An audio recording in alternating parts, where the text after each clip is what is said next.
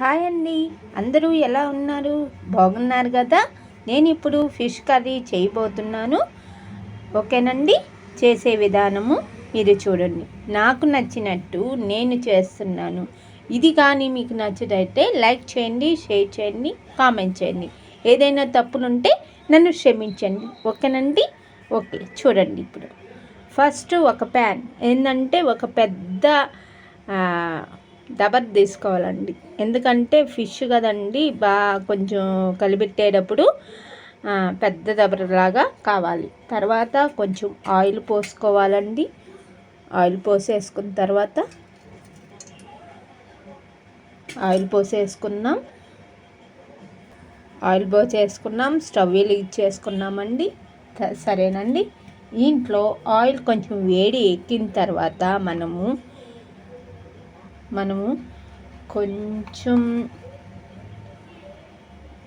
1/2 tea spoon జీలకర్ర, 1/2 tea spoon ఆవాలు, అది కొంచెం ఆగాలి. చిటపటలాడే వరకు ఉండాలండి. ఓకేనండి. ఆవాలు కొంచెం చిటపటలాడిపోయినాయి. ఇప్పుడు నేను సన్నగా తరుముకున్న ఆనియన్స్, సన్నంగా పొడుగ్గా చేసుకోవాలి. చేపల మటుకి సన్నంగా పొడుగ్గా ఆనియన్స్ కట్ చేసుకోవాలి. ఇది ఒక 2 ఆనియన్స్ సన్నంగా వేసేసి కలిపెట్టుకోవాలి. గోల్డెన్ బ్రౌన్ వచ్చేంత వరకు కలిపెట్టుకోవాలండి. ఓకేనండి. ఆనియన్స్ గోల్డెన్ బ్రౌన్ వచ్చేంత వరకు కలిపెట్టుకోవాలి. ఇది మంట లో ఫ్లేమ్లో పెట్టుకొని ఆనియన్స్ గోల్డెన్ బ్రౌన్ వచ్చేంత వరకు వేయించుకోవాలి. ఓకేనండి.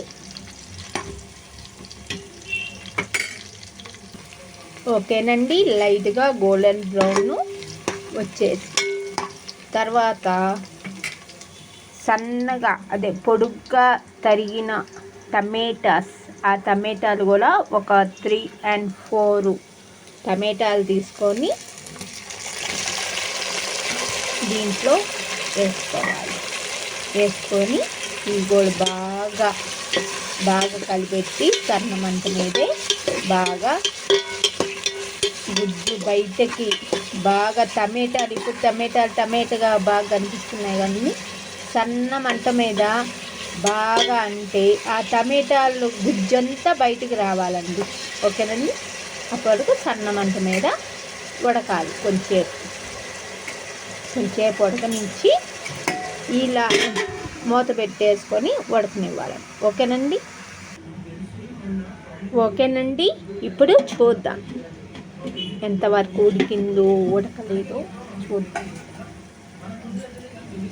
ఆల్మోస్ట్ ఉడికిపోయిందండి. ఉడికిపోయిన తర్వాత మనము 100 grams చింతపండు నానబెట్టి చిక్కంగా, మరి నీళ్ళు కాకుండా చిక్కంగా పిండుకున్న రసం, అది ఆ రసాన్ని కూడా పోసేసుకొని కొంచెం కలిపెట్టుకోవాలి. ఓకేనా?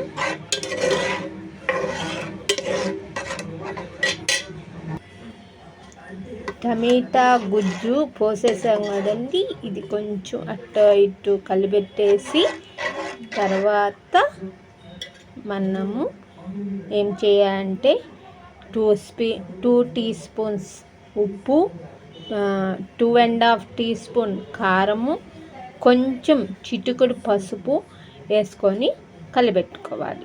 ఓకే. ఉప్పు, పసుపు, కారం వేసేసానండి. వేసేసి కొంచెం కలిపెట్టి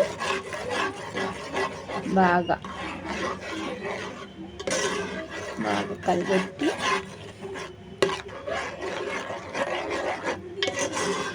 ఇది మనం మూత పెట్టుకోవాలి. ఇప్పుడు బబుల్స్ తొక్కలు ఆడుతుంది కదండి సన్నమంట మీదే.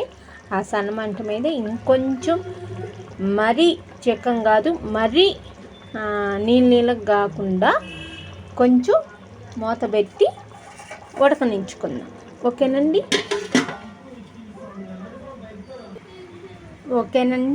ఇప్పుడు చూద్దాం. ఇప్పుడు చూసామండి. చూసి కలిపెట్టాము. ఆయిల్ కొంచెం బయటకు వచ్చేసింది. ప్లస్ పులుసు ఇలాగా కొంచెం మరీ చిక్కగా, అంటే చిక్కగా కాకుండా మరి ఇంత చిక్కగా వస్తే చాలండి. నీళ్ళు లేవు. ఓకేనండి. ఇంత చిక్కగా చేసుకొని మనం ఏదైతే ఫిష్ చేసుకుంటామో అది నేను పసుపు ఉప్పు తోటి బాగా కడుక్కున్నానండి. బాగా కడుక్కొని ముక్కలు తెల్లగా బాగా కడుక్కున్నాను. ఆ ముక్కలు ఇంట్లో చిన్నగా వేసుకోవాలండి, ఎక్కువ కాకుండా.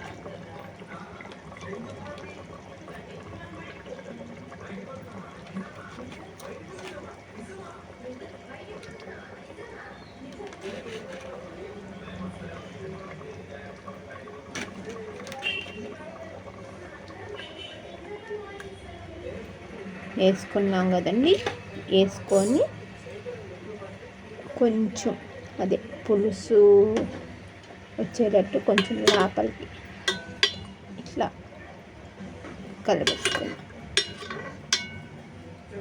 కలిపెట్టేసుకున్నామండి.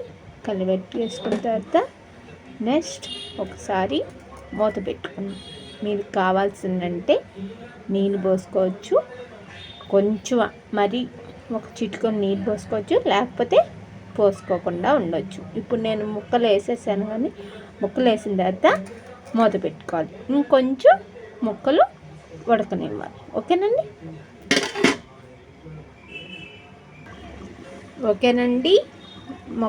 చేప ముక్క ఉడికిపోయి ఉంటుంది.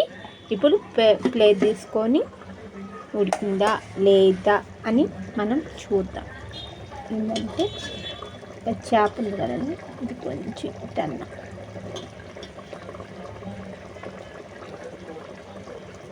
దాన్ని చూడండి.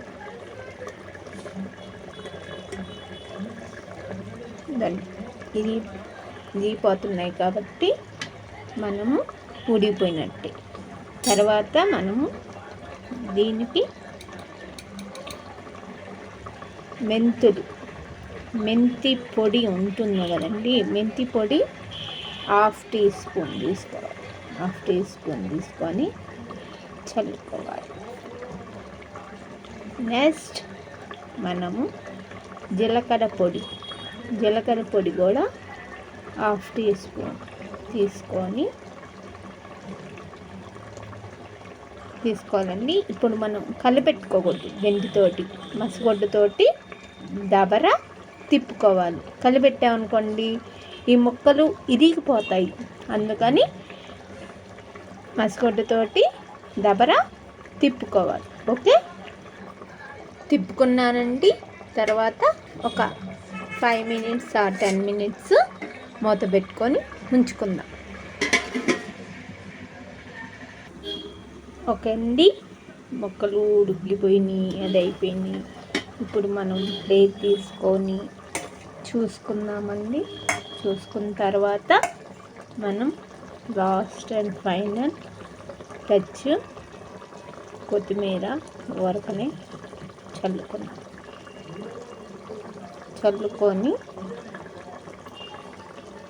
కరివేపాకు కూడా వేసుకుంటారండి. కానీ నేను కరివేపాకు లేదండి టయానికి, అందుకని నేను స్కిప్ చేసేస్తున్నాను. మీకు కావాల్సింటే వేసుకోండి. ఇప్పుడు వేసుకున్న తర్వాత ఇప్పుడు ఇందా చెప్పాను కదండి, మసిగొడ్డతోటి దబర అనుకోమన్నాను కదా, ఒకసారి అనుకోండి. ఓకేనండి. కలిపెట్టేసాను. ఇంకా చేపల పులుసు రెడీ అయిపోయింది. ముక్క చూడండి ఎంత బాగుంది. ఇంకొంచెంసేపు ఉడికితే ముక్క ఇరిగిపోయే ఛాన్సులు ఉంటుందండి. ఆల్మోస్ట్ ఉడికిపోయింది. ఇంకా కొంచెం ఉడికితే ఏంటంటే ముక్క ఇరిగిపోతుంది. అందుకని నూనె కూడా లైట్గా తేలాడుతుంది చూడండి. ఇంకా ఆపేసుకోవాలి. స్టవ్ ఆపేసేసుకొని మనం మూత పెట్టేసుకొని ఒక 5 or 10 minutes, ఒక అరగంట తర్వాత మనం అన్నంలో వేడి అన్నంలో వేసుకొని చేపల కూర తిన్నామనుకో సూపర్గా ఉంటుందండి. ఓకేనండి. ఈ వంటకాలు మీకు నచ్చుతుందంటే లైక్ చేయండి, షేర్ చేయండి, కామెంట్ చేయండి. ఓకేనండి. నన్ను ఆశీర్వదించండి. నాకు వచ్చినంత వరకు నేను వండానండి. ఏదైనా తప్పులుంటే నన్ను క్షమించి సబ్స్క్రైబ్ చేయండి. ఓకేనండి. Okay bye. మీ Rowdy Likki channel. Okay bye అండి. బాయ్.